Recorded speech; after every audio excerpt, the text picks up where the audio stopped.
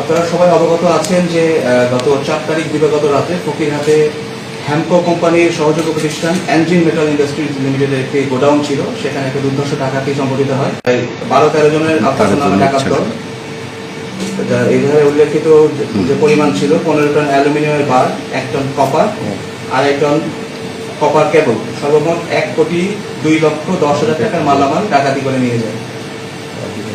শুরুতেই আমরা ব্যাপারটা খুবই সিরিয়াসলি নেই এবং ডাকাতি সংগঠনের সাথে সাথেই আমরা তৎপরতা শুরু করি এবং শরীফুল ইসলামের নেতৃত্বে 9 সদস্যের একটি ডিবি টিম গঠন করি ছায়া তদন্তের জন্য। তো ডিবি টিম ছায়া তদন্তের মধ্যেই যথেষ্ট ক্লু পাই এবং তার সোর্সের মাধ্যমে আমরা জানতে পারি যে মালামালগুলো কোথায় আছে।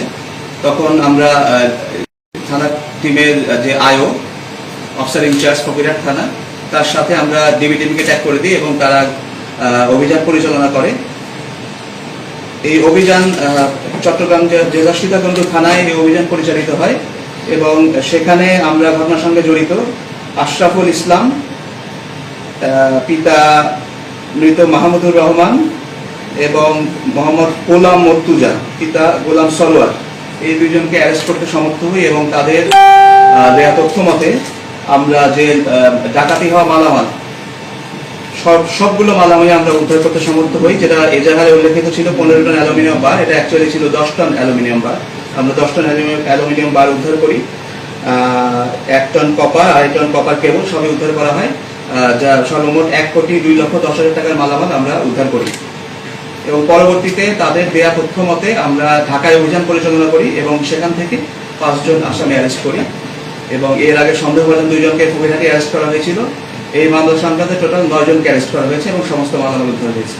না, এখনো পর্যন্ত যারা অ্যারেস্ট হয়েছে তারা কোম্পানির সদস্য নেই। আমরা এখনো তদন্ত পরিচালনা করছি এবং আমাদের একটা সন্দেহ আছে যে কোম্পানির ভিতরে কেউ জড়িত থাকতে পারে। এটা তদন্ত সম্পন্ন হলে আমরা বলতে পারি।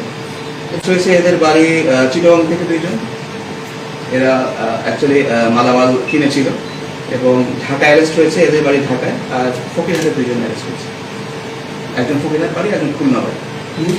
হ্যাঁ, সরাসরি অ্যারেস্ট হয়েছে, ডাকাতের সঙ্গে সরাসরি জড়িত 5 জন অ্যারেস্ট হয়েছে এবং আমরা জিজ্ঞাসাবাদ করে বাকি কে কে ছিল, কোম্পানির মধ্যে কেউ ছিল কিনা, সমস্ত উদ্ঘাটন করতে পারবো বলে আশা করি। জিজ্ঞাসাবাদ ডাকাত এত বড় ডাকাতি সংগঠন করেছে, একেবারে হ্যাবিচুয়াল ডাকাতেরা। এবং আমরা এটাও চেষ্টা করবো যে এই লিঙ্কে অন্য কোনো ডাকাতি অন্য কোনো জায়গায় হয়েছে কিনা সেটা উদ্ধারণের চেষ্টা করবো।